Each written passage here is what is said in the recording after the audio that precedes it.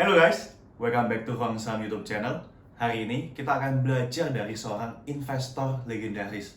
Namanya adalah Peter Lynch. Peter Lynch pernah menuliskan suatu buku dengan judul One Up on Wall Street, di mana dalam buku tersebut dia membagi saham ke 6 kategori. Mungkin kalian saat ini udah pernah dengar yang namanya big caps, small caps, ataupun first line, second liner, dan third liner. Tapi kalau di Peter Lynch, dia membagi saham ke 6 kategori. Apa saja? Yang pertama yaitu slow grower, yang kedua stalwarts atau pertumbuhannya sedang, dan yang ketiga yaitu fast grower. Yang keempat adalah cyclical stock. Yang kelima adalah turnaround stock, dan yang keenam adalah asset play. Nah, tentu 6 kategori ini memiliki kriteria masing-masing. Kita langsung aja mulai di yang pertama, yaitu slow grower. Slow grower adalah saham-saham yang bisa dikatakan pertumbuhannya udah mulai melambat. Dan tentu saja bisa dikatakan perusahaan-perusahaan yang sudah melewati masa-masa kejayaannya. Bisa dikatakan adalah emiten-emiten blue chip yang kinerja keuangannya dengan nilai harga sahamnya sudah sesuai. Emiten di slow grower tentunya memiliki risiko yang rendah, tapi kenaikan dari capital gain-nya juga nggak bisa terlalu banyak. Biasanya, slow grower hanya akan bermain di rentang itu-itu aja. Yang menarik adalah mereka biasanya konsisten membagikan dividen setiap tahunnya. Kemudian, yang kedua yaitu stalwarts. Saham yang bisa dikatakan bertumbuh secara moderat atau bertumbuh secara sedang-sedang aja. Nah, stalwart ini biasanya adalah emiten yang memiliki ciri-ciri kinerjanya bertumbuh, harga sahamnya bertumbuh, dan diikutin oleh pertumbuhan dividen juga.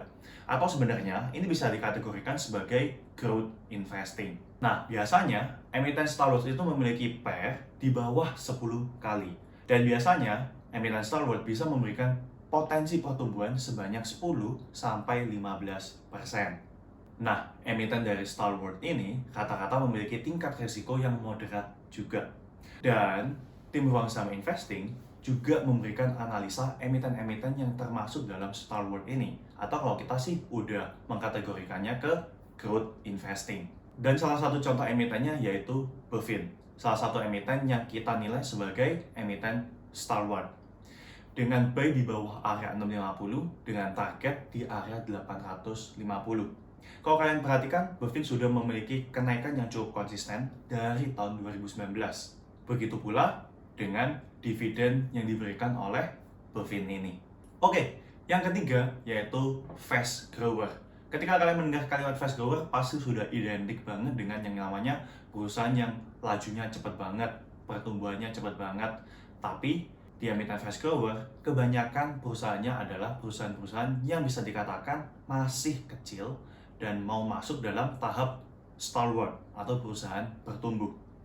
Nah, emiten di fast grower ini tentu saja bisa memberikan return keuntungan yang jauh lebih besar dari yang stalwart. Ya, jadi bisa dikatakan bisa memberikan keuntungan lebih dari 20%. Bahkan lebih, mungkin saja bisa 50%, 60%, bahkan 100%. Tapi ketika memberikan high return, maka kalian harus ingat juga ada risiko yang besar juga. Nah, contoh dari emiten-emiten dari fast grower saat ini bisa dikatakan adalah emiten-emiten yang masuk dalam sektor teknologi di Indonesia. Salah satu contohnya seperti saham DMMX yang sudah bisa dikatakan dari awal IPO di Oktober 2019 kenaikannya hingga saat ini mencapai 300%. Dan yang keempat yaitu cyclical stocks. Sesuai namanya, cyclical berarti perusahaan-perusahaan ini memiliki fase yang berulang-ulang. Dan emiten-emiten di sini sangat terpengaruh dengan keadaan ekonomi. Dan contoh-contoh sektor halal adalah sektor properti dan sektor energi. Yang dimana cukup berpengaruh dengan yang namanya harga komoditas global. Cyclical stock ini bisa dikatakan ketika memang lagi trending, maka harga sahamnya akan cepat banget melaju naik. Tapi bisa aja dalam setahun berikutnya, tiba-tiba kinerja dari emiten-emiten ini tiba-tiba anjlok. Hal ini karena pengaruh dari keadaan ekonomi. Dan yang kelima, yaitu turnaround stock. Turnaround stock ini adalah saham-saham yang sebelumnya punya kinerja yang buruk, tetapi tiba-tiba kinerjanya berbalik menjadi positif.